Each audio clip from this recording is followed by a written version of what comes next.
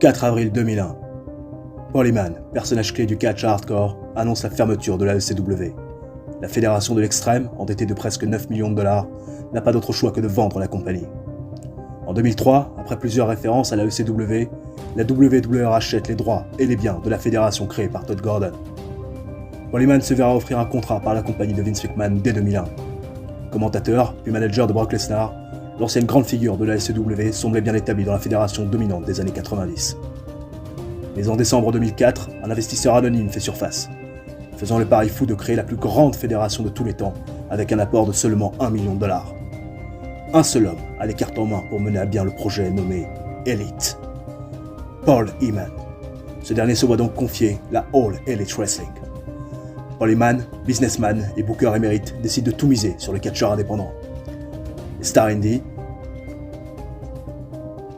et les jeunes loups prêts à se faire un nom dans la fédération de la révolution. La All Elite Wrestling est née. Et bonjour YouTube, comment tu vas YouTube? Ravi de te revoir aujourd'hui pour un nouvel épisode de TEW 2016, toujours avec la All Elite Wrestling au mois de juillet 2010. Au programme le booking complet du 7e mois de l'année. Nous sommes au niveau culte, 11e au ranking, plus de 3 millions de dollars de trésorerie. On a fait un profit de 105 000 dollars le mois dernier, un prestige de 81, momentum de 85 et on est au jour d'AEW Dynamite que j'ai repassé au mercredi et lors de l'épisode numéro 71, puisque oui, c'est le 72 aujourd'hui, on s'était quitté sur un show noté 82 avec notamment Kevin Steen, le futur challenger numéro 1 au titre de Chris Benoit qui a défait dans le main event très mystérieux junior, une victoire complètement clean avec un énorme rating de 88. Jetta avait également fait une défense de titre face à Lacey pour une performance globale de 62. Jetta qui est toujours en rivalité avec Rebecca Knox. On va faire évoluer tout cela et plus encore dans cette vidéo. On va tout de suite se rendre dans les backstage du premier Dynamite du mois de juillet 2010 alors qu'on a le beau profil de Layla Hale bien sûr qui était connue sous le nom de Layla tout court d'ailleurs du côté de la WWE. Souvenez-vous, elle avait fait équipe notamment avec Michelle McCool pour former le groupe Lay Cool. Il y avait à un moment donné aussi Caval qui était présent avec eux, le garçon qui avait remporté la saison je ne sais plus combien de NXT, qui était un catcheur indépendant très coté à l'époque. Bref, pas mal de choses qu'a fait Layla Hale durant sa carrière à la WWE, même si c'était pas forcément la catcheuse du siècle. Incident impliquant Prince Nana qui apparemment est arrivé tard, cassant le code du locker room. Écoute, c'est une faille.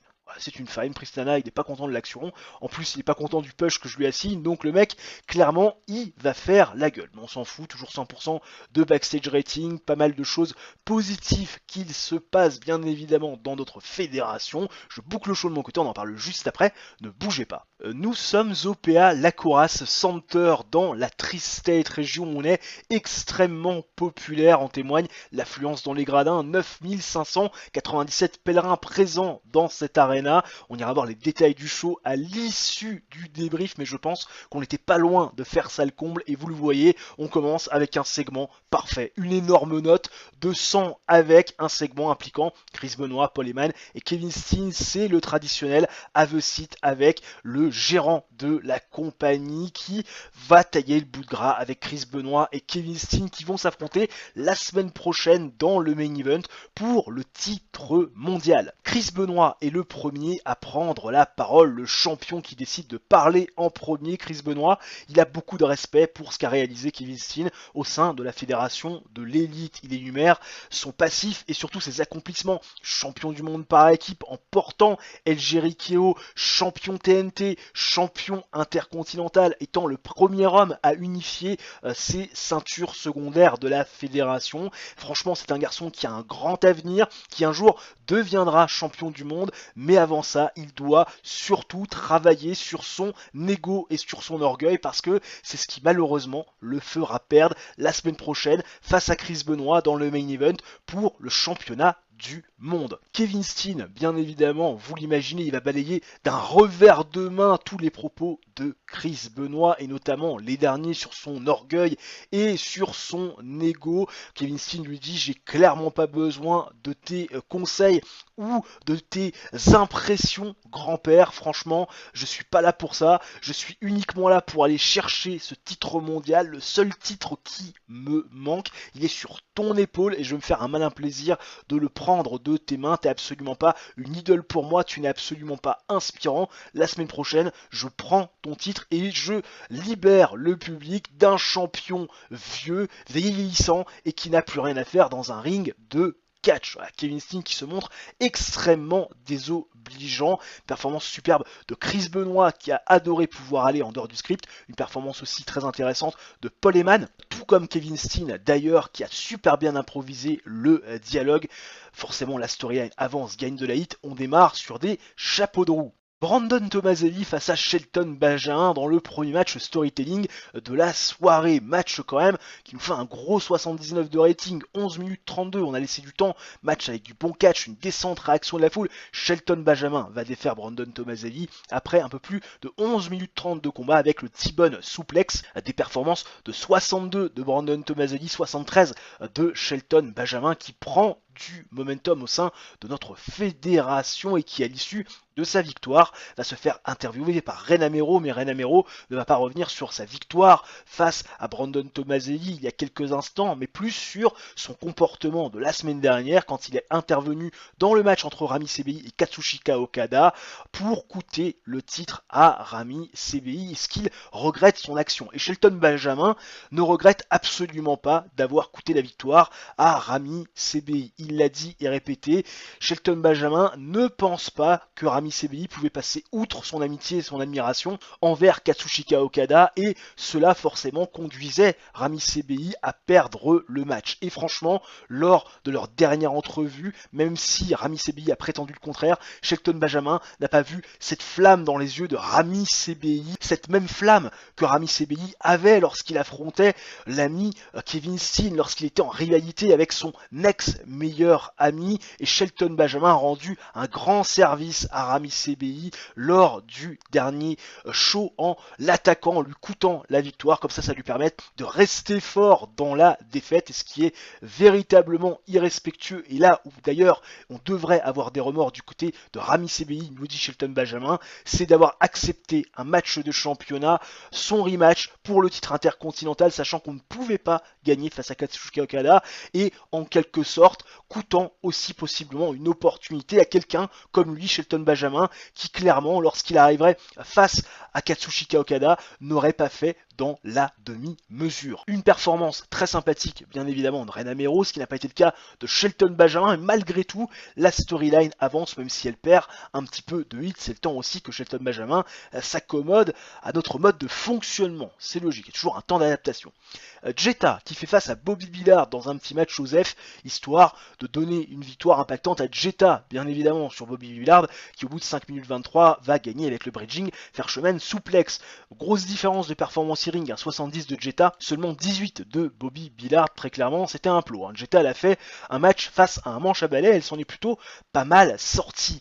À l'issue de ce match, et ça fait un énorme 86, Jetta va revenir sur ce qu'elle va faire subir à Rebecca Knox si cette dernière ne lui donne pas sa couronne qu'elle a volée, qu'elle lui a subtilisée alors qu'elle était censée quand même lui prêter allégeance. Jetta, elle en remet une couche. Voilà, Rebecca, va peut-être falloir quand même que tu commences à prendre les bonnes décisions pour ta carrière. Et Rebecca Knox, elle a forcément eu vent de ce qui s'est passé la semaine dernière parce qu'elle regarde les shows. Elle va arriver sur la rampe du ring, toujours avec sa cape de reine, avec cette couronne de Jetta qu'elle porte sur sa tête. Et Rebecca Knox, elle a pris au mot Jetta par rapport, et bien effectivement, à la médecine de Jetta qu'elle aime employer sur ses victimes, et surtout par rapport effectivement au passage à tabac que Rebecca Knox pourrait subir des mains de la UK Alliance. Et Rebecca Knox, elle laisse sous-entendre qu'elle aura un backup à partir de la semaine prochaine, un backup qui normalement lui permettra de subvenir à toute attaque impliquant la UK Alliance sur sa personne. Prestation plutôt intéressante de Jetta, tout comme de Doug Williams, même si Rebecca Knox a été un petit peu moins bonne.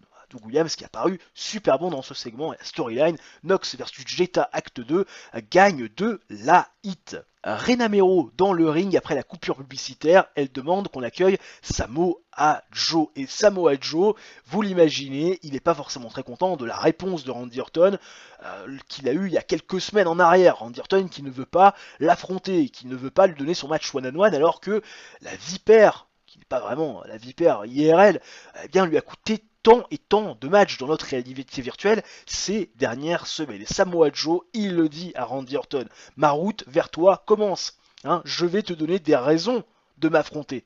Je vais gagner des matchs et je vais détruire ton groupe. Voilà, clairement, Samoa Joe, c'est acté. Voilà. Mais sauf que Samoa Joe, avant de faire ça, il va falloir qu'il prenne un peu de momentum et il va affronter Austin Aries. Match superbe sur le papier, bien évidemment. Je me rappelle plus si j'ai mis ça en style de show. Non, j'ai mis ça en régular. C'est d'autant plus satisfaisant au vu de la note, avec des performances de 83 de Samoa Joe, qui est pourtant blessé, on le rappelle, 69 d'Austin Aries, très bonne chemistry entre les deux. Samoa Joe va défaire Austin Aries en 9 minutes 27 via soumission et le Coquina Clutch. Samoa Joe qui va célébrer bien sûr dans le ring ensuite, et Randy Orton va apparaître sur le petit entron, on va féliciter Samoa Joe pour sa victoire, hein.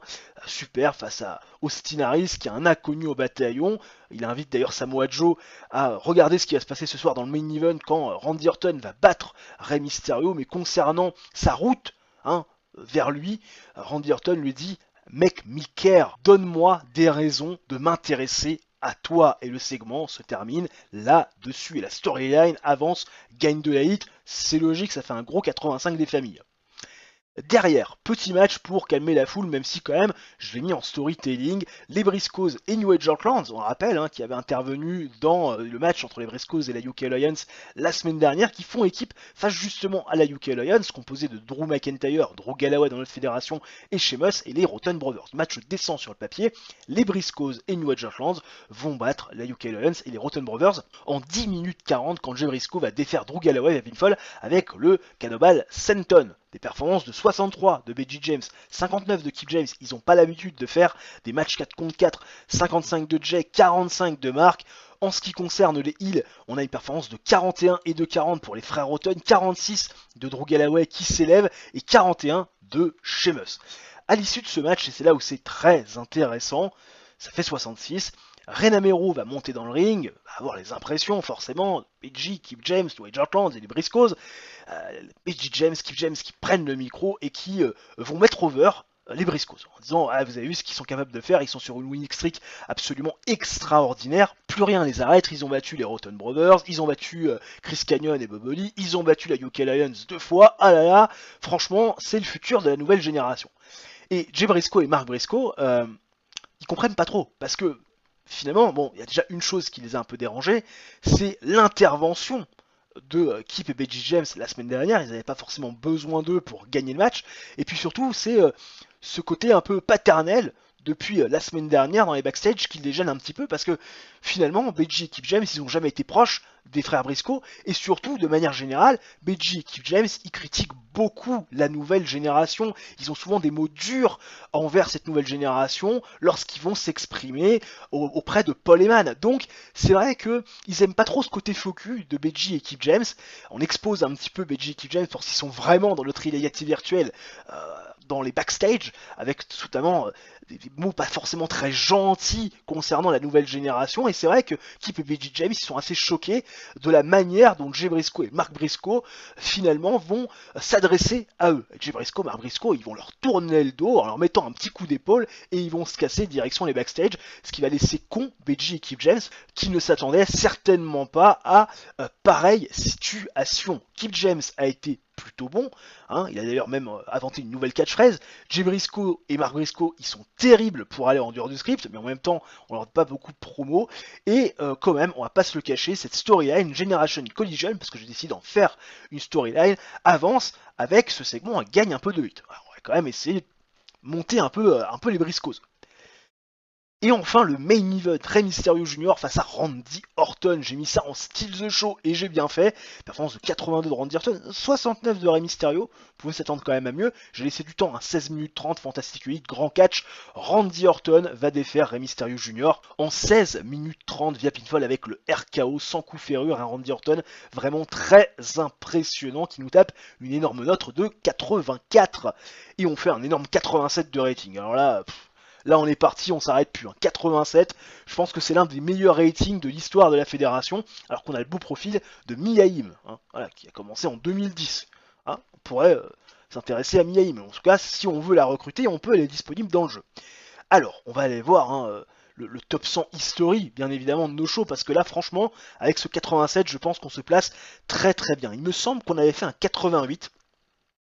Je ne m'en souviens plus, mais il me semble qu'on avait fait un point de plus sur un show précédemment. Le jeu bug, le jeu ne répond plus, Rio ne répond plus, le jeu ne répond plus. Que se passe-t-il? Allez, on se bouge. Ah, ça rame. Ah ouais, ça rame. De plus en plus, je sais pas pourquoi le jeu depuis quelques temps, quand je fais des parties un petit peu de mon côté, parce que oui, je joue aussi un peu de mon côté, pas forcément sur cette database là d'ailleurs, des databases un petit peu plus anciennes, c'est vrai que souvent le jeu bug un peu. Alors peut-être que les fichiers sont aussi très lourds. Alors au niveau du top 100, et bah écoutez, oui, on avait fait un 88. On avait fait un 88 au mois de mars. On fait un 87. C'est quand même le deuxième meilleur show de l'histoire. Ça a de la gueule quand même. Ah ouais, ça a de la gueule. Jay Briscoe s'est blessé. Merde. Time to heal pour Jay Briscoe. 4.32 de TV rating. Dis-moi que c'est pas une grosse blessure. Ça va, c'est pas une grosse blessure. Dans 2 jours, il est remis. Au niveau du show history, 4.32 de TV rating, 3 244 000 pèlerins présents devant leur écran de télévision. C'est quand même un très très beau score. Est-ce que c'est mieux que la semaine dernière? Oui. Non, c'est un peu moins bien. C'est un peu moins bien, alors qu'on a quand même fait 5 points de plus. Bon, normalement, on devrait tirer le bénéfice de cet extraordinaire show, à mon avis, dès la semaine prochaine. Bon, il s'est pas passé grand chose durant la dernière semaine écoulée, les nouvelles étaient pas franchement très croustillantes, il y avait simplement des renégociations de contrats à faire, enfin plutôt des prolongations de contrats. Les frères Tomaselli, ça arrive à échéance, pareil pour Ken Anderson, donc rien de bien intéressant, il n'y avait pas non plus d'incident backstage, donc du coup on se retrouve directement pour débriefer le show, on est au ND Ralph Engelstad Arena, dans le Midwest, devant 10 264 pèlerins, et on démarre avec les Gentlemen qui font leur retour, bien sûr sans Kevin Nash, qui on rappelle a perdu un match face à Steve Austin, qui stipulait que si il était vaincu, il ne pouvait plus être leader de ce groupe qui a fait régner la terreur pendant des mois et des mois du côté de la All Elite Wrestling. Maryse, bien sûr, s'occupe désormais des intérêts de tous ces garçons. Maryse qui était en retrait, bien sûr, lorsque l'ami Kevin Nash était présent, parce qu'il y a quand même une histoire entre les deux. Et Maryse nous explique que dans ce groupe, désormais, il n'y a plus de leader, tout le monde est égal. Et surtout, tout le monde va aller chercher des objectifs diamétralement opposés. Bobby Roode est le premier à prendre le micro, et Bobby Roode nous dit qu'il a tout réussi au sein de la fédération, plusieurs fois champion par équipe, plusieurs fois champion TNT, il a même été le premier champion intercontinental. Bon, il n'a jamais été champion du monde, mais son objectif à Bobby Roode, c'est de devenir champion intercontinental, à un titre qui a été créé pour lui. Il y a même eu un show à l'époque avec Ted DiBiase Senior, avec Rampage, qui a été aussi initié pour sa personne, pour le mettre en valeur. Claudio Castagnoli, lui, il nous dit qu'il va s'intéresser au titre TNT, titre qu'il n'a jamais remporté. Et d'ailleurs, Bobby Roode est certainement la raison pour laquelle Claudio Castagnoli n'a jamais eu ce titre. Effectivement, les deux étaient en rivalité, ils se détestaient, s'en arrachaient les yeux, aujourd'hui ils en rigolent. Et puis Tyler Black et John Moxley vont reformer The Nest pour aller chasser les titres par équipe. Un gros 83 de rating qui permet de représenter comme il se doit tous ces garçons qui forment bien sûr le groupe des Gentlemen's.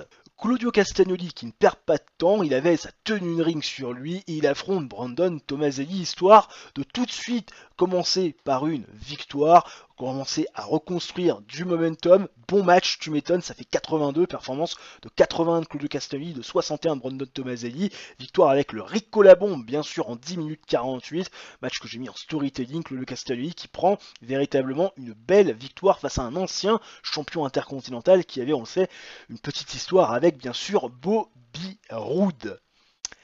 Rebecca Knox est présente dans le ring pour un segment qui nous fait quand même 76, et quand tu sais qu'il y a la présence de Drew Galloway et de Sheamus, c'est quand même plutôt bien payé. Rebecca Knox, on le sait, elle est en rivalité avec Jetta et elle a bien sûr en sa possession la couronne de Jetta qu'elle n'a pas sur elle aujourd'hui. Mais Rebecca Knox, elle nous le dit, cette couronne c'est sa monnaie de change pour avoir un match de championnat parce que Jetta ne l'a jamais véritablement battue. La dernière fois qu'elles se sont affrontées, Jetta a bien sûr profité de la supériorité numérique de son groupe, des attaques de Drew Galloway, de Sheamus, également de Doug Williams pour quelque part survivre dans ce match où Rebecca Knox avait clairement la main mise sur la rencontre. Et finalement, avec l'intervention de Doug Williams, une énième, et bien derrière, une double knock-out a été prononcée. Rebecca Knox, cette couronne, c'est sa monnaie de change pour devenir potentiellement aspirante numéro 1. Et Rebecca Knox, même si elle se fait menacer par Jetta et toute sa clique, elle n'est pas assez lâche pour revoir ses objectifs, mais elle n'est pas non plus bête pour rester seule. Elle veut être accompagnée et elle a eu des nouvelles de son bras droit. Il arrive dans les plus brefs délais, il est dans le parking et il y a une caméra d'ailleurs qui suit l'arrivée. Il y a une voiture avec un chauffeur. Le chauffeur sort de la voiture, va ouvrir la porte arrière pour laisser entrevoir le bras droit de Rebecca Knox, l'assistant de Rebecca Knox dans cette guerre face à la UK Alliance, mais à ce moment-là, on entend des sirènes, un gros moteur, et il va y avoir un énorme camion lancé à pleine vitesse qui va percuter la voiture où devait sortir le bras droit armé de Rebecca Knox. Camion qui est conduit par Drew Galloway et Sheamus. On retrouve derrière Jetta qui va se moquer de Rebecca Knox en lui disant on a la supériorité numérique et le fait que tu sois accompagné ou pas, que tu aies du backup ou pas, ça ne changera rien. On est beaucoup trop nombreux pour toi. Et Doug Williams qui va apparaître dans le ring, avec une chaise à la main dans le dos de Rebecca Knox, va frapper Rebecca Knox avec cette chaise, va lui porter son finisher sur cette même chaise, et derrière va le faire passer à travers une table via le chokeslam. Rebecca Knox, elle s'est fait détruire, et son bras droit, qui était censé l'accompagner et lui filer un peu de backup, eh bien, vient d'être percuté par un camion, avec bien sûr à son bord Drew Galloway et Sheamus. La storyline avance avec ce segment. Jetta a été super pour aller en dehors du script, tout comme d'ailleurs Rebecca Knox, et forcément ça sera intéressant de savoir comment les choses vont évoluer dans les semaines à venir. Samoa Joe qui fait face à Ted DiBiase Jr. dans un match storytelling, le deuxième de la soirée. Il affronte, on le rappelle, l'un des bras droits de Randy Orton avec l'objectif bien sûr de continuer à prendre du momentum et de décimer un peu ce groupe de la Vipère. Samoa Joe qui va catcher pendant 13 minutes 23 face à Ted DiBiase Jr. dans un bon match, 80 de performance in-ring de Samoa Joe, 52 de Ted DiBiase Jr. Victoire du Samoan Submission Machine avec le Coquina Clutch qui fait taper à Ted DiBiase Jr. Nouvelle victoire de Samoa Joe qui build un peu plus de momentum et forcément le prochain sur la liste, vous l'imaginez, c'est Cody Rhodes. Rey Mysterio après la coupure publicitaire qui se retrouve avec Beji et Kip James dans le ring et Beji et Kip James, vous l'imaginez, ils vont reparler de ce qui s'est passé la semaine dernière avec ce qui les a impliqués avec les Briscoes, pas forcément de leur victoire avec cette équipe de la nouvelle génération, mais plutôt des rumeurs infondées et totalement fausses de Briscoes à leur égard. Et oui, comme quoi ils se comportent mal en backstage, qu'ils n'ont pas de relation avec la nouvelle génération, qu'ils disent du mal des lutteurs devant Paul Heyman, tout ça c'est absolument pas vrai. Beji et Kip James s'en défendent et ce soir avec finalement tout l'agacement qui est le leur, ils vont donner une bonne leçon aux Briscoes, une leçon de respect parce que les Briscoes la semaine dernière ont fait preuve d'irrespect envers ces anciens champions, anciens doubles champions du monde par équipe que sont Beji et Kip James. La storyline avance, gagne de la hit avec notamment une Rey Mysterio qui a été très bonne pour aller en dehors du script. Beji a paru super bon aussi durant cette promo, bien évidemment. Ah bah oui, logique. Le match fait un 74 de rating, vraiment très bon rating, bonne hit, bon catch, voilà. Tout va bien, 8 minutes 43 de combat, on va pas se griller non plus. Les performances de 43 de Mark Briscoe, 73 de Jay, il s'est envolé mais en même temps il est très très bien utilisé du côté de la ROH. Kip James fait un 75, 84 de Beji qui est vraiment l'homme fort. 8 minutes 43 de combat, victoire des Briscoes sur les New Age Outlands après un tombé de Jay Briscoe sur Beji James avec un petit paquet. Beji il était parti pour faire son finisher, il avait finalement les clés du camion dans les mains et puis finalement il s'est fait renverser par un tombé réflexe. 1, 2, 3, il n'a pas réussi à se dégager. Les Briscoes prennent une superbe victoire et ce qui forcément, vous l'imaginez, va agacer au plus haut point les New Age Outlands qui étaient venus sur ce ring et surtout qui avaient convié les Briscoes à un match pour leur flanquer une bonne raclée. Voilà, puis la storyline avance, gagne de la hit, c'est très bien. Nick Nemeth qui affronte Shelton Benjamin qui continue à prendre du momentum. Il affronte Nick Nemeth, un ancien champion intercontinental, et il va remporter la victoire dans ce match storytelling en 12 minutes 17 avec le 450 splash, performance de 75 de Shelton Benjamin, 63 de Nick Nemeth. Shelton Benjamin qui continue à gagner des rencontres face à des adversaires de prestige. Lacey Von Erich et Brooke Adams qui se rencontrent dans les backstage, elles font un petit striptease avant le main event bien évidemment du soir qu'on connaît depuis la semaine dernière. Et ça fait un énorme 91 entre Kevin Steen et Chris Benoit. Ah là là là là là. On a laissé du temps, bah oui. 18 minutes 41, match exceptionnel. Performance de 82 de Chris Benoit, de 74 de Kevin Steen. C'est absolument incroyable. Ce match est certainement, on avait fait un 96, c'est vrai, à l'époque, avec notamment Claude Castagny et Shawn Michaels, si je ne dis pas de bêtises, mais ce match fait partie du top 5 des plus beaux matchs de l'histoire de la Fédération 91. C'est énorme. On a eu un Kevin Steen qui a vraiment tout donné, tout comme Chris Benoit. Les deux étaient exténués à la fin du match, mais l'expérience a pris le dessus. Chris Benoit bat Kevin Steen en 18 minutes 41 via le diving headbutt, un diving headbutt qui est sorti de nulle part pour faire sa 5e défense du titre mondial. Chris Benoit est toujours champion et on réalise un énorme 86 de rating. Celui-là, il est très très bon et on avait fait d'ailleurs le même score lors du show précédent. Là, on est parti sur des bases très très très intéressantes. On va aussi checker ce match Chris Benoit contre Kevin Steen parce qu'effectivement, là, ça fait forcément partie du top 5 de plus gros matchs de l'histoire de la Fédé, ou si ça fait pas partie du top 5, on en est vraiment pas loin. Alors que l'on a le beau profil de Lenny Lane, qui est un catcheur américain qui a travaillé pour la WCW, qui est un former Cruiserweight Champion, un ancien champion Cruiserweight des poids moyens. Il a aussi fait des runs à la TNA, bref, tout va plus bien pour ce garçon, même si on va pas se le cacher, on n'est pas forcément intéressé parce que oui, on a déjà ce qu'il faut du côté de la All Elite Wrestling avec notamment de gros contrats signés en ce qui concerne nos top stars. Mais voilà, le Guinée, voilà, ancien catcheur intéressant, bien évidemment. Bon, au niveau des news, BG James est blessé. Oh putain, il s'est cassé les côtes le con. 4.54 de TV rating. Putain, le catch, c'est dangereux le catch. Alors, qu'est-ce que ça donne? Ça donne 18 jours, mais il peut encore catcher. Tout va bien. C'est vrai qu'on a des blessures un peu compliquées. Samoa Joe, c'est encore 11 mois avec ce problème. Jetta qui a le même problème, c'est encore 10 mois et 3 semaines. Bon, c'est vrai que c'est dangereux le catch en ce moment du côté de la All Elite Wrestling. Alors, ce match entre Kevin Steen et l'ami Chris Benoit. Et bah écoutez, c'est le 3e meilleur match de l'histoire de la fédération. Derrière Chris Benoit et Doug Williams, qui avait fait un 92, et surtout derrière le Shawn Michaels Claude Castagnoli du mois de décembre 2008 avec un 96. Décembre 2008. Oula. Plus d'un an et demi que ce match a eu lieu. C'est vrai que c'est à l'époque où on payait, je me souviens, Shawn Michaels 17 000 $ par apparition, il nous avait coûté très cher, mais franchement ça valait quand même le détour. Au niveau donc du rating global, on fait effectivement un point de moins que la semaine dernière, on avait fait 87, là on fait 86, on a fait un 4.54 de TV rating avec 3 411 000 viewers, c'est un peu plus que la semaine dernière. Au niveau de la tendance, forcément on en a gagné parce qu'on est allé dans le Midwest, là on est un petit peu plus populaire, et on continue bien évidemment à réaliser des shows d'une qualité vraiment exceptionnelle. Même les plus grosses fédérations ne peuvent pas en dire autant.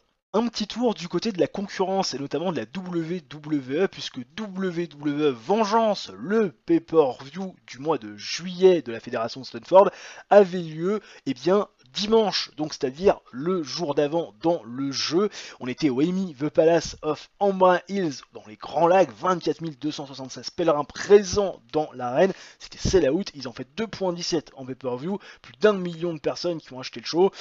On va pas se cacher, c'est quand même pas mal niveau rentrée d'argent. Ils ont fait un énorme 84. Bon, des shows qui sont moins qualitatifs de ce qu'on a pu faire ces dernières semaines, avec notamment les titres par équipe qui ont été défendus.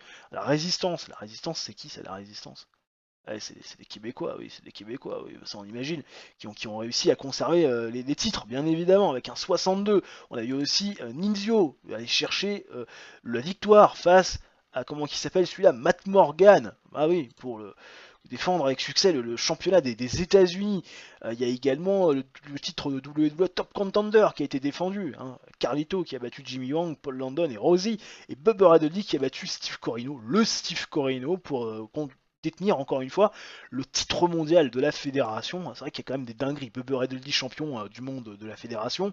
Steve Corino qui est challenger numéro 1, mais où sont les Undertaker, où sont les Shawn Michaels, où sont les Triple H dans cette histoire? Il y a véritablement quelque chose de totalement fou du côté de la WWE, et je peux comprendre que ça intéresse moins les gens, et c'est peut-être aussi pourquoi on a certaines stars qui s'en vont, et aussi des ratings qui sont en baisse. Quoique là, franchement, financièrement parlant, et au vu de la tendance dans la salle, bon, il se porte quand même plutôt bien sur ce dernier pay-per-view. 10 467 pèlerins présents au CT Meogan Sun Arena. On est dans le New England, si je dis pas de bêtises. On ira vérifier après le débrief total de ce show. On commence plutôt pas mal avec un 78 de rating. Alors ok, ça vaut pas les segments d'ouverture des précédents shows dans cette vidéo, mais quand même ça permet, eh bien, ce troisième Dynamite du mois de juillet 2010 de partir sur de bonnes bases avec un angle qui va, eh bien, amener à un match, puisque James Storm, qui on sait est pote avec Rami CBI et Nick Nemeth, a très moyennement apprécié le comportement de Shelton Benjamin envers, eh bien, ces deux potes des backstage, parce que d'abord Shelton Benjamin, on le rappelle, est venu s'immiscer dans le business de Rami CBI, lui coûtant son opportunité et son match face à Katsushika Okada pour, on le rappelle, le championnat intercontinental. Shelton Benjamin qui est venu frapper dans le dos de l'arbitre Rami CBI. Et puis la semaine dernière, Shelton Benjamin qui a fait preuve de beaucoup d'irrespect durant son match face à Nick Nemeth. Donc aujourd'hui, il veut remettre l'église au milieu du village et botter le cul de Shelton Benjamin. Shelton Benjamin, lui, il demande pas mieux parce qu'il sait que du côté de la fédération de l'élite, pour aller voir des matchs de championnat, il faut gagner des combats. Et ça tombe bien puisque Shelton Benjamin, il est sur une belle winning streak. Il a battu Brandon Tomaselli, puis derrière l'ami Nick Nemeth, deux anciens champions intercontinentaux, et forcément accrocher le nom de James Storm à son palmarès, eh bien ça lui permettrait d'être encore plus crédible en tant que challenger numéro 1 au titre intercontinental détenu par Katsushika Okada. 78 de rating, c'est plutôt pas mal, avec cette storyline Too Much Respect qui avance grâce à ce segment. Paul Heyman dans le ring accompagné de Katsushika Okada et Kota Ibushi. Paul Heyman, on le sait, Okada et Ibushi, ce sont ses petits protégés, parce que oui, ils s'en occupent tout particulièrement étant donné, eh bien, qu'il y a une barrière de la langue. Katsushika Okada et Kota Ibushi, sans Paul Heyman, ils seraient un peu perdus dans les backstage et même pour s'intégrer. Mais Paul Heyman est content, eh bien, d'annoncer que ils ont trouvé une manageuse pour Okada et Ibushi, une manageuse qui provient tout droit de WWE, qui n'est plus ni moins qu'Hiroko Suzuki, qu'on ne présente plus, qui était une manageuse assez célèbre de la fédération de Stanford au milieu des années 2000, et même dès le début des années 2000.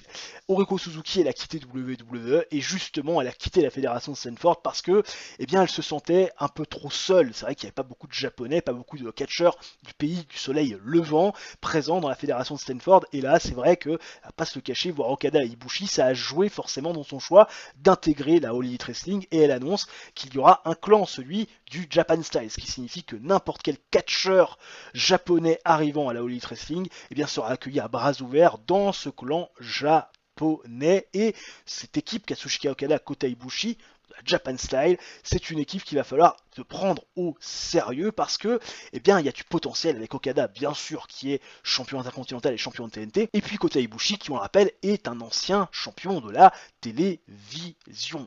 Et Paul Heyman, il a une idée derrière ça, parce que oui, Kota Ibushi, Katsushika Okada, des garçons qui ont eu du succès en solo, forcément cette équipe-là, hein, elle peut vraiment peser lourd dans la division par équipe. Et Paul Heyman se dit, hein, pour fêter l'arrivée d'Hiroko Suzuki, quoi de mieux que de donner un match de championnat à Katsushika Okada et Kota Ibushi. C'est vrai que généralement, les opportunités, ça se mérite. Mais Paul Heyman, voilà, c'est un moment spécial, c'est Okada, c'est Ibushi, et match de championnat du monde par équipe dans le main event entre le Japan Style et le Wolfpack, ça aurait quand même de la gueule. Surtout que Travis Fimmel et Mike Mizanin, ils n'ont pas défendu leur titre depuis un bon petit moment. Et Travis Fimmel, Mike Mizanin, le Wolfpack accompagné de Becky Belles, vont valider la proposition de Paul Heyman. Il serait honoré de pouvoir affronter Okada et Ibushi ce soir dans le main event pour les titres par équipe. Voilà. ça fait 74, tout va plutôt bien, Paul Heyman a très bien improvisé. Malheureusement, la gimmick d'Hiroko Suzuki est au full, il va falloir la tweaker.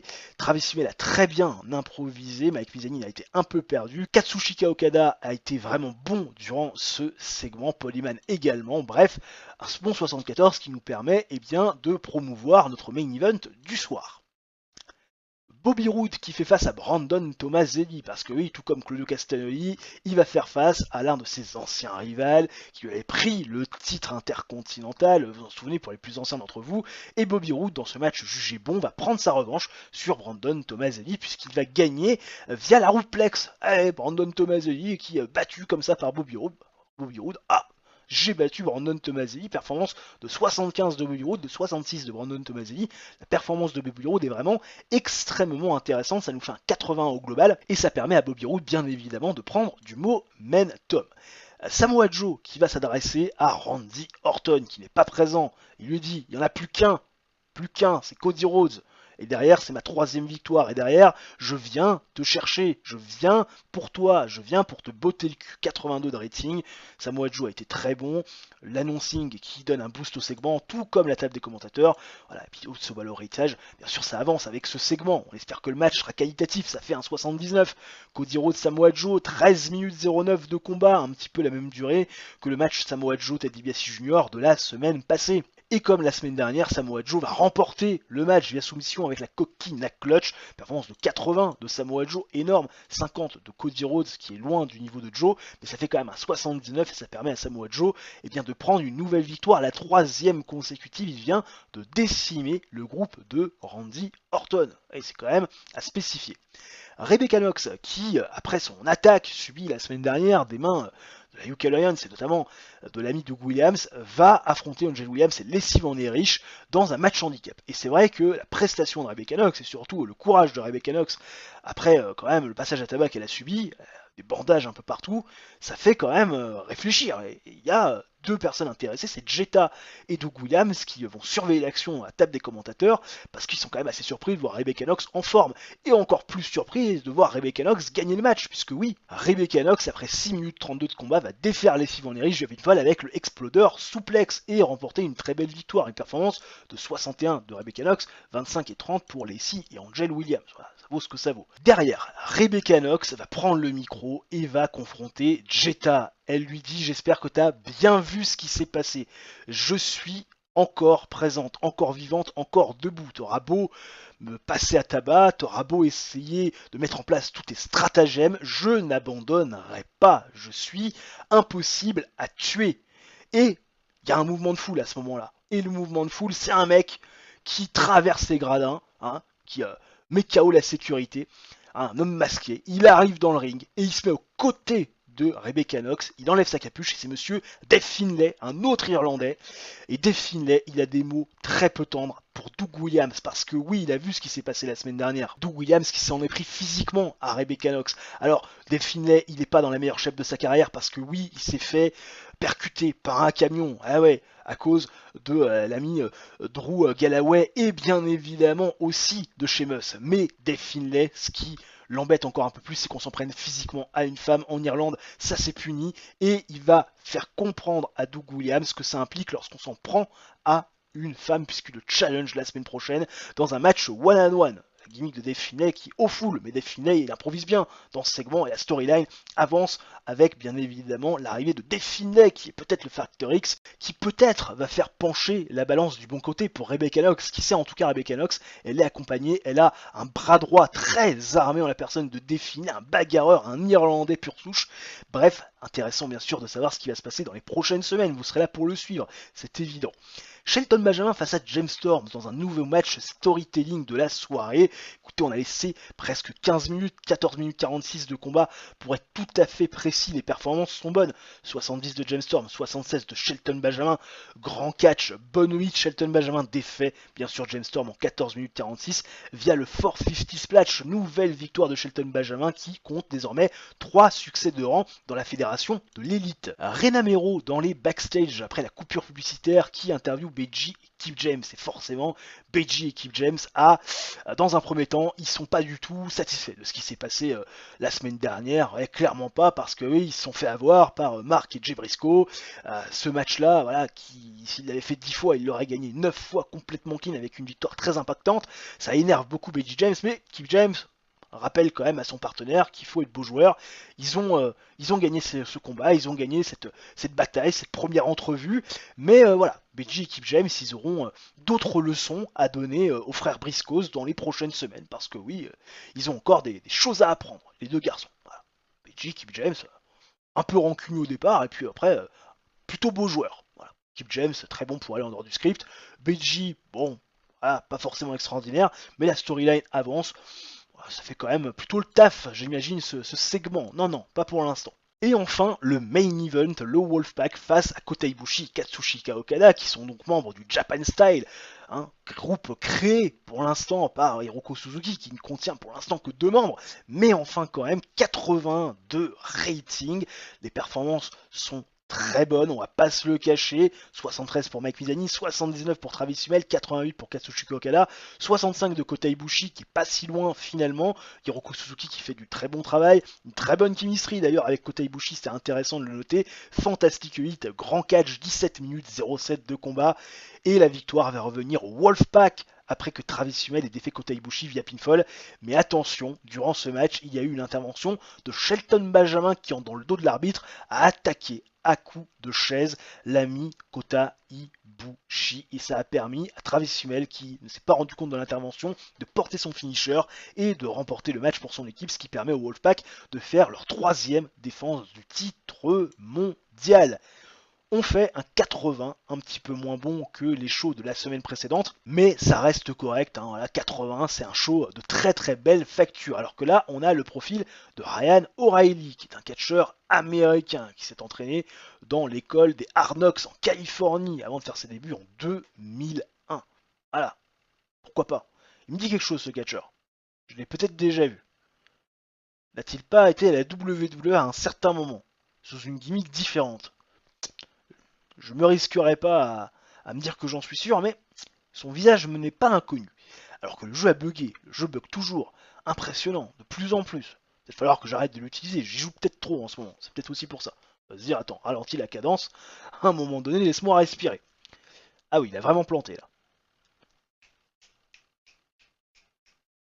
Eh ben dis donc, waouh. Ah c'est dur, hein. Très très très dur. TV rating de 4.70 sur ce dernier show. Oula, alors là on va péter le score. 3 525 000 viewers. Ah ouais, effectivement. Bon, normalement, quand on a fait un 80 sur ce show-là, je pense que la semaine prochaine, même si on fait un 85 ou 86, on aura moins de viewers parce qu'on va payer, entre guillemets, ce moins bon show sur le rating global du show de la semaine d'après. Mais bon, écoutez, ça reste quand même plutôt pas mal. Franchement, les shows sont qualitatifs et on espère qu'on va continuer comme ça pour le dernier show de la vidéo, histoire de bien finir ce mois de juillet 2010. Allez, c'est parti pour le dernier show de notre vidéo, le 4e Dynamite du mois de juillet 2010. Nous sommes au MD First Mariner Arena devant 10 789 pèlerins et nous sommes dans le Mid-Atlantic et nous démarrons avec Tyler Black et Jon Moxley, The Nest, qui vont prendre le micro au centre du ring et qui vont challenger ce soir les derniers challengers numéro 1 au titre par équipe du Wolfpack, à savoir le Japan Style composé de Kota Ibushi et de Katsushika Okada. Tyler Black et Jon Moxley, ils veulent frapper fort d'entrée, et quoi de mieux que de battre les anciens et derniers challengers numéro 1 au titre des champions par équipe. Tyler Black qui a été vraiment très bon pour interagir avec la foule, rien de bien mentionné sur la prestation de Jon Moxley, mais ça fait quand même un très bon 78 pour démarrer les hostilités.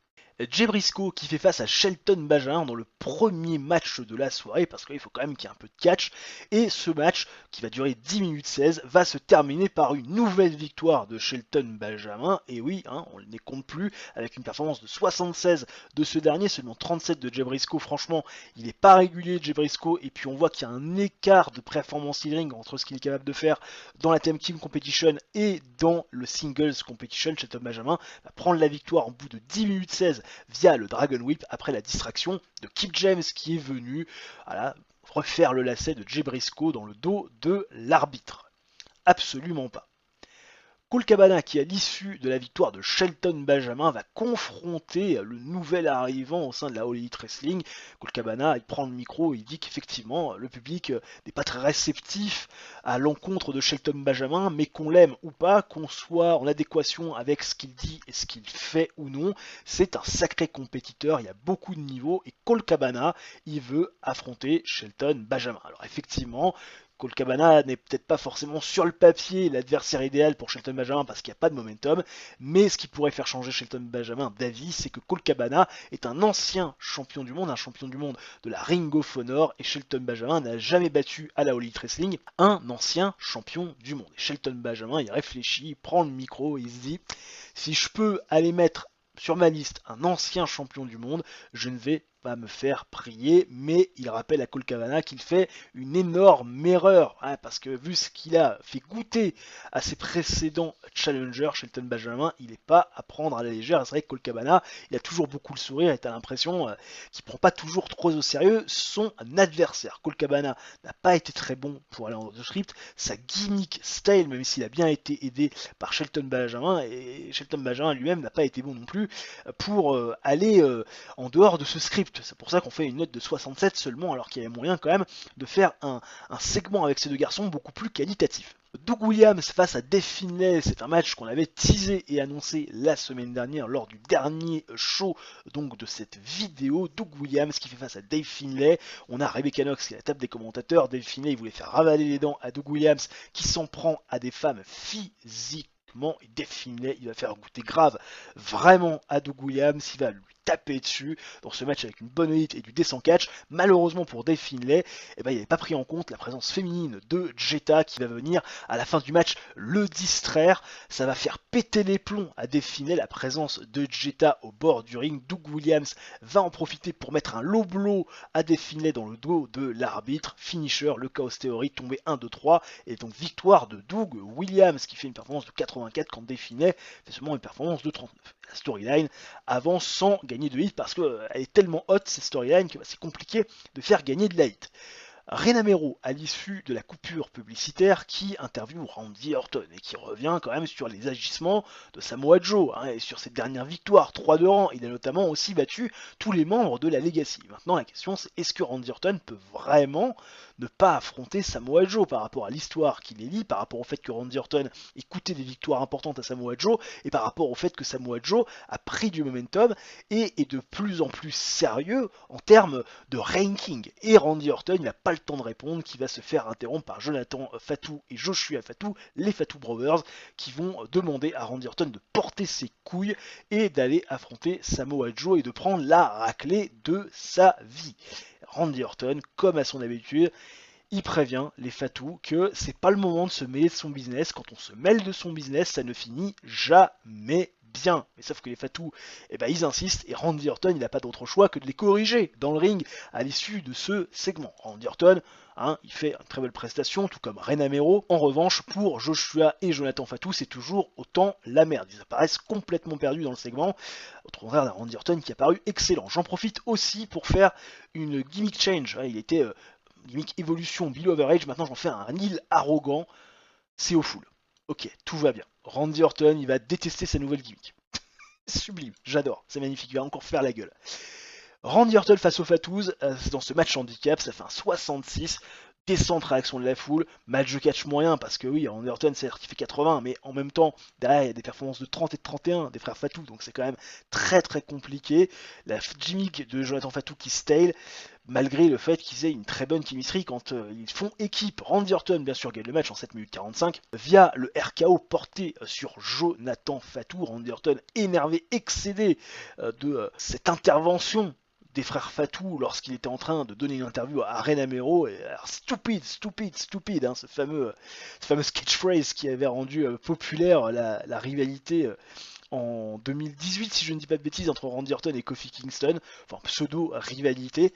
Et derrière, Randy Orton va vouloir s'attaquer aux frères Fatou et le save va être fait par Samoa Joe, bien évidemment, pour continuer à attiser un peu la haine, même si voilà, ça fait 61 et ça fait perdre de la hit à la storyline, mais je voulais essayer d'impliquer les Fatou aussi dans cette storyline cette semaine pour essayer de leur faire gagner un peu de la popularité, puisque je sais de toute façon que Randy Orton face à Samoa Joe, je ferai une très bonne note. Les New Age Outlaws en action face aux Tomaselli Brothers dans un match régulier. Je leur ai pas demandé de voler le show ni nous faire un match storytelling. Allez, juste du catch, sans se prendre la tête. Les New Age Outlaws qu'on avait déjà vu un peu plus tôt dans le show par l'intermédiaire de Kip James, et bien ces New Age Outlaws vont gagner face aux Tomaselli Brothers en 8 minutes 42 quand BG James a défait Brandon Tomaselli via un petit paquet et surtout une main qui a retenu le slibard. L'arbitre bien sûr ne l'a pas vu, ça permet aux New Age Outlaws qui font les performances de 73 et 70 de prendre une victoire. Les performances en revanche pour les frères Tomaselli sont un peu moindres, 57 pour Brandon et 37 pour Vito. Brandon Tomaselli, c'est vrai que ses performances baissent, mais en même temps on n'en fait plus grand chose, on lui donne pas de victoire et peut-être que moralement ça devient un peu compliqué.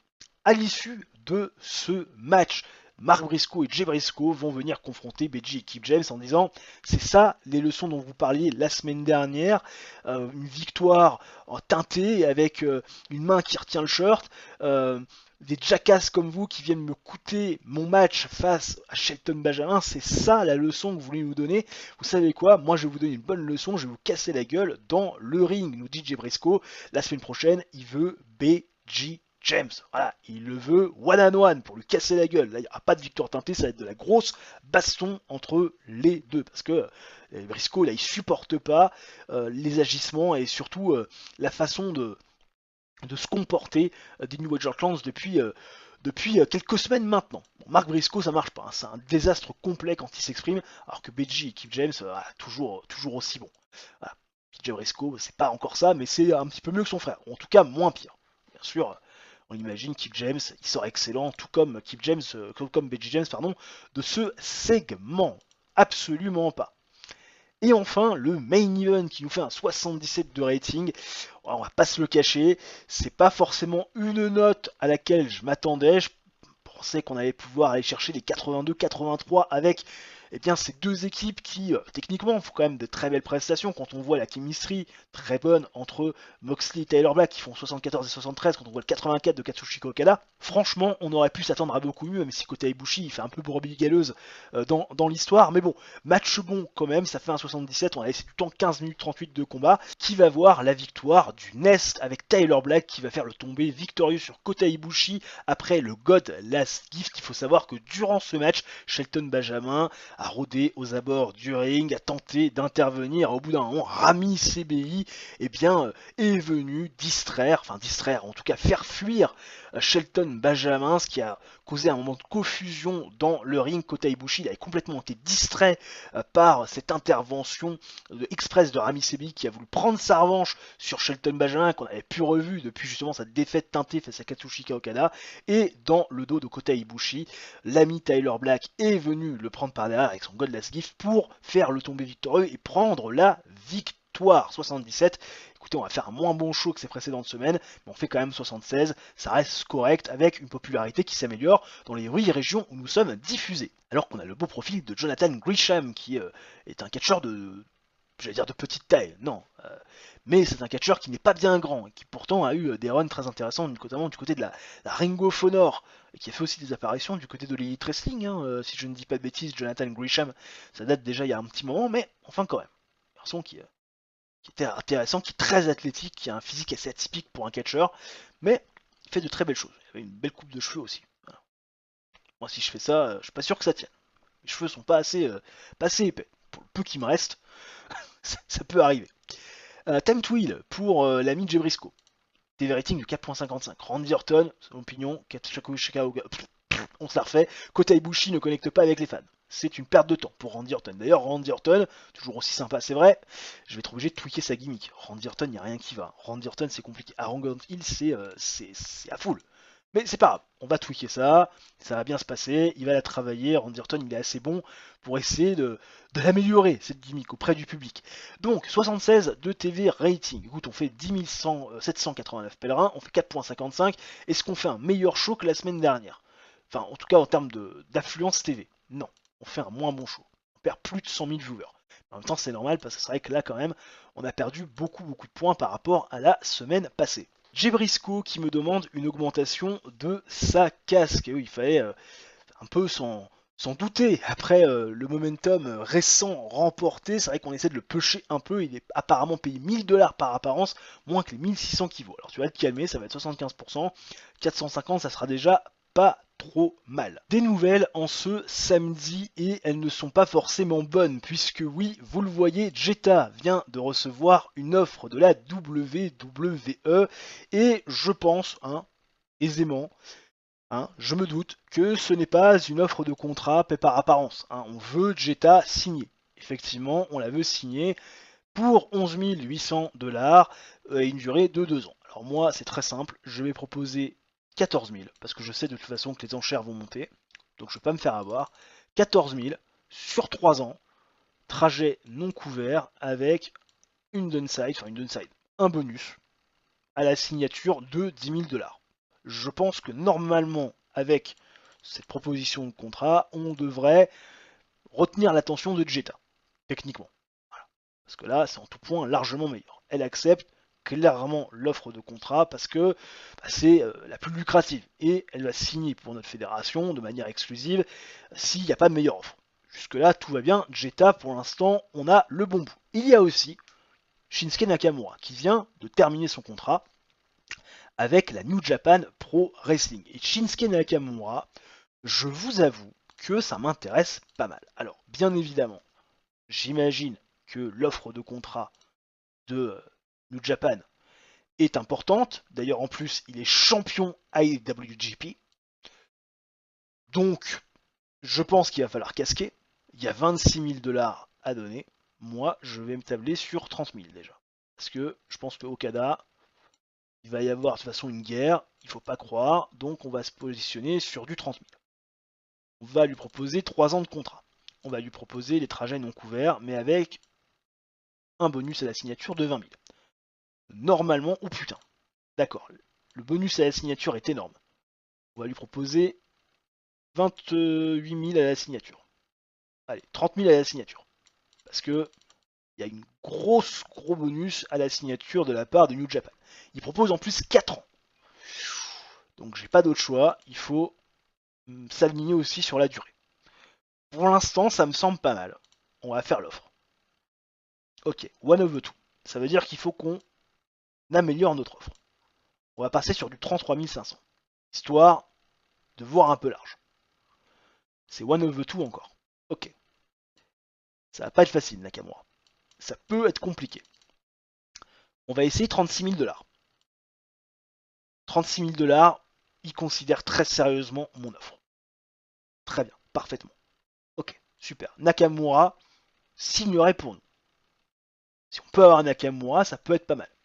Mais ça va être compliqué dans les négociations parce que va rentrer en jeu le fait qu'il est champion là-bas. Il est IWGP World Champion.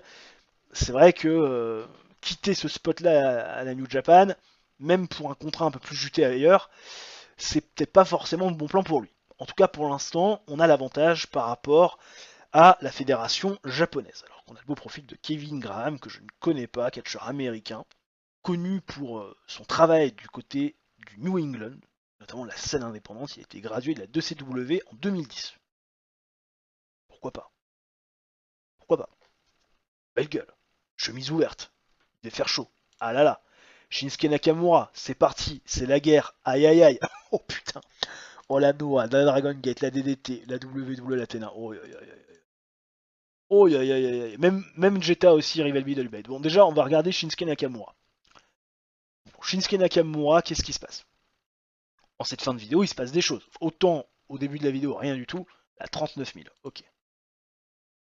39 000. Pareil. Ok. C'est vraiment celle-ci qui l'intéresse. Bon. On va passer sur 5 ans. Ils ont baissé leur prime à la signature. On va y aller, on va faire du 45 000. J'ai pas trop le choix. Je peux pas faire autrement que proposer 45 000. On va y aller, on va la tenter. Ok, non. On va monter jusqu'à 48 000. Allez, on va même faire le fou, on va monter 50 000. Parce que je pense que si je monte assez haut, New Japan va pas essayer de contrer. C'est one of the two encore. Ok. Là, ça commence à être cher pour Shinsuke Nakamura. mais ça peut être intéressant Nakamura. Ça peut être très intéressant. Allez, 52 500 ça vaut frère. Voilà, 52 500, on est d'accord.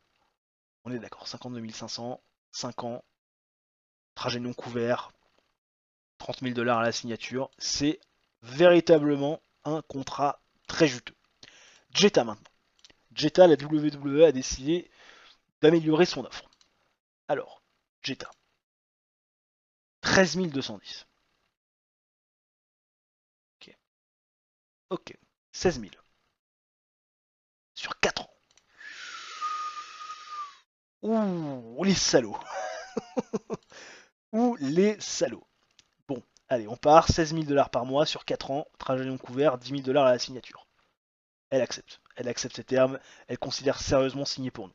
Très bien, c'est parfait, c'est ce que je voulais entendre. Nous sommes le 1er août 2010 et comme chaque début de mois, vous avez pas mal de news. Enfin, comme chaque début de mois, c'est pas tout le temps le cas, mais de manière régulière, c'est vrai qu'il y a pas mal de mails sur le dashboard et on va forcément prendre connaissance avec d'abord Beji James qui apparemment s'est totalement remis de sa blessure, El Generico qui a terminé un tour avec la IGPW, tout comme Bryan Danielson. Il y a Vito Tommasolli qui voit une offre de contrat de la IGPW, c'est une offre de contrat bien sûr pour la tournée. Le jeu est de plus en plus lent, décidément. Il va être content que je le mette un petit peu en veille. Oui, c'est effectivement de la tournée. Pour 700 $, allez, il va travailler là-bas. Là, c'est fort pour Bryan Danielson. Il n'y a pas de danger pour Bryan Danielson, puisqu'on le rappelle, il est loyal avec la ECW. Avec la ECW, avec la EW, que dis-je. Je suis encore influencé par la carrière de Sturi. Voilà. On espère qu'il va reprendre, parce que oui, il a dit qu'il irait au moins jusqu'à la fin de l'année 2000. Hein, j'espère que les épisodes vont bientôt arriver, même si on sait qu'il fait pas que du TEW, hein, bien au contraire. TEW c'est en détente, c'est comme moi, bien évidemment. Allez, AEW Frank Brosky Deal qui se termine, oui effectivement, va falloir que je pense à de nouveaux broadcasters, mais je pense qu'à mon avis, je vais surtout renégocier avec ces broadcasters qui ont diffusé nos shows ces dernières semaines et même ces derniers mois. Ce qui est quand même aussi une bonne nouvelle, et c'est important de le rappeler, c'est que ni Jetta a été recontacté par la WWE, ni l'ami Shinsuke Nakamura par les autres fédérations qui étaient nombreuses à le vouloir pour une durée quand même très importante. Tout va plutôt bien, on va tranquillement pouvoir faire le bilan financier, et vous le voyez, on fait 118 000 $ de profit, un peu plus que le mois dernier, 13 000 $ de gagné, c'est toujours ça de prix, avec des tickets de sales de 721 000 $, moins que le mois dernier. Le TV revenu forcément est exactement le même. Le sponsoring a un petit peu augmenté sur ce mois, c'est très bien. Le marchandise aussi un peu augmenté, ça ne joue pas à grand chose. Au niveau du coût de worker, bah, là, cette mois-ci, on a quand même fait 10 000 $ de plus en coût de worker, mais en même temps, c'est vrai qu'on a fait des shows beaucoup plus qualitatifs que le mois dernier. Le coût des shows est un peu moins important que le mois dernier. Au niveau du coût marketing, c'est pareil. Le coût de production des marchandises, c'est un peu augmenté parce qu'on a vendu plus. Le coût de production, il est absolument égal. Et c'est vrai qu'on a pris un peu de misc parce que j'ai traité de certains moral issues en début de vidéo. En off, je ne voulais pas mentionner. Puis au niveau des taxes, on prend 29 500, enfin 29 954 $ dans la gueule, un peu plus que le mois dernier parce qu'on fait un peu plus de profit. On va s'intéresser maintenant à la size, oui, parce qu'il faut quand même pas déconner, et on va voir si on a gagné de la popularité dans les régions des États-Unis. On a gagné un point dans les Grands Lacs, on a gagné également un point dans le Mid-South et dans le Midwest. On a fait une égalité dans le Mid-Atlantique, une égalité également dans le New England, comme dans le Southeast, comme dans le Southwest, comme dans la Tri-State et comme à Hawaï. En revanche, on a gagné des points à Puerto Rico et également dans le Northwest. Voilà, ce qui est quand même plutôt intéressant de noter. Ah ouais, on gagne la popularité 12, 8 en importance. On va faire un choix à Hawaï pour la déconne dans les semaines prochaines, histoire de voir si on arrive à gagner de la popularité de manière un peu plus importante. Mais c'est vrai que si on va à Hawaï, on risque d'être déficitaire. Hein. Enfin, en tout cas, si on fait un mois de show là-bas. Mais bon, c'est pas pour l'instant le projet. Au niveau des storylines, parlons peu, parce qu'il y en a quand même pas mal d'actives. Elles sont au nombre de 5. Generation Collision, qui concerne bien sûr les New Age Outlands et les frères Briscoe, c'est à 67. It's All About Heritage, 71. 91 pour Kevin Steen, The Material Champion, ça on peut l'enlever, on peut la terminer. Nox vs Jetta Acte 2, c'est pour l'instant 77. 77 également pour Too Much Respect, on est quand même sur des storylines de très belle facture. Au niveau du show history. Hein, on va revenir quand même sur ce qu'on a fait. 87 lors du premier week-end, 86 lors de la deuxième semaine, 80 lors de la troisième semaine, 76 lors de la quatrième semaine. On voit qu'on a quand même fait des crescendo. J'aurais préféré commencer par le 76 et terminer par le 86, mais bon, on fait quand même un mois plutôt qualitatif en termes de booking. Au niveau des titres, le titre intercontinental est toujours sur les épaules d'Okada, voilà, avec un rating de 85 de prestige, même s'il n'a pas défendu sa ceinture. Le titre Women's est à 62. Le titre EW est à 90. Le titre par équipe est à 85, avec, on le rappelle, une défense cette semaine, avec aussi une défense aussi pour Chris Benoit. Le TBS Championship est vacant, et le titre TNT, enfin, même pas vacant, il est dormant pour l'instant, et le titre TNT est à 85 avec Katsushika Okada qui a fait 2 défenses déjà de ce titre, même si, voilà, hein, sur ce mois, il a été plutôt tranquille niveau défense de ses championnats. J'espère que la vidéo vous aura plu, messieurs, dames. J'espère aussi que voilà, vous penserez à faire le like, l'abonnement, l'activation de la cloche pour réaliser votre coup du chapeau si vous pensez que la chaîne le mérite et que la vidéo a été assez qualitative pour ce faire. Je vous souhaite bien sûr une bonne soirée, une bonne journée en fonction de quand est-ce que vous regardez cette vidéo. Et on se retrouve très prochainement pour une nouvelle vidéo de sport ou de TEW. D'ici là, portez-vous bien, ciao bye bye et à la prochaine.